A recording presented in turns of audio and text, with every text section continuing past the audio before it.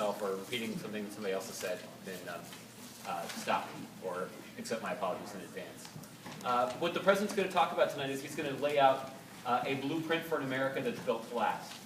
And what he's going to do is he's going to sort of characterize his own vision for what we should do to strengthen our economy moving forward. This will effectively serve as the bookend to the speech that the President gave in Osawatomie, Kansas back in December. This is the speech where the President laid out some of the values that he thought was critical to the success of our economy and to the success of our country. Values that are central, frankly, to the founding of our country.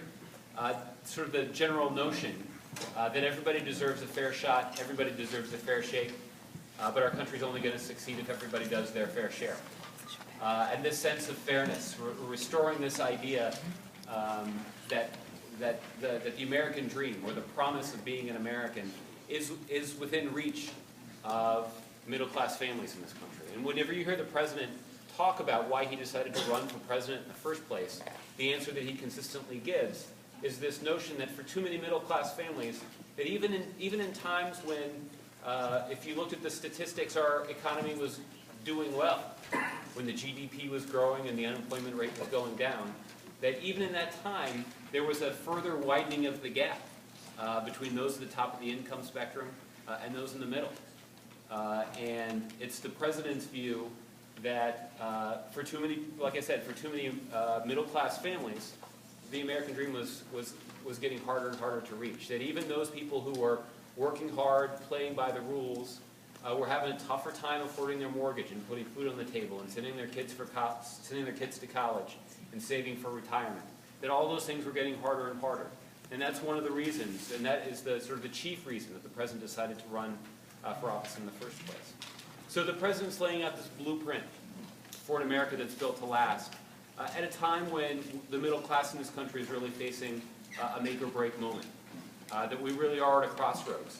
And there's a question about what kind of economy we're going to have in this country, and whether we're going to have an economy that's open to opportunity for everybody.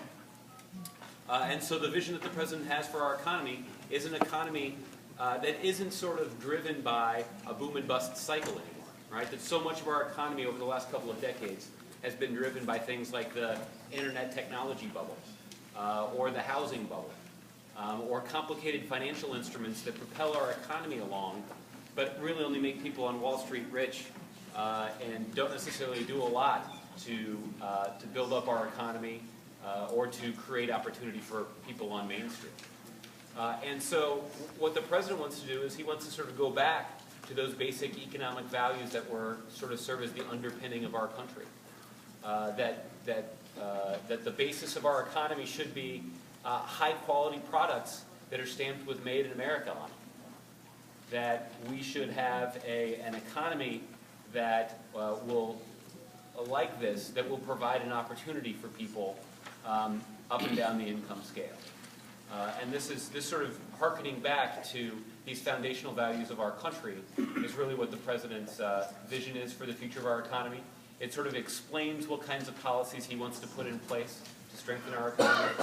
And that generally is the kind of message that the President wants to deliver to the American people tonight. And the thing that's so interesting about the State of the Union is it really is sort of the grandest stage in American politics. That he's going to walk up behind the podium tonight and he's going to be standing in front of every single member of Congress in both the House and the Senate. The justices of the Supreme Court will be there, the Cabinet will be there, the members of the Joint Chiefs of Staff will be there, and of course all the television networks will be there. And they'll all be dialed into what the President has to say. And the fact that he's going to use this large platform to really to flesh out this vision for the future of our country and our economy, I think in a pretty unique way makes tonight a pretty historic night. So that's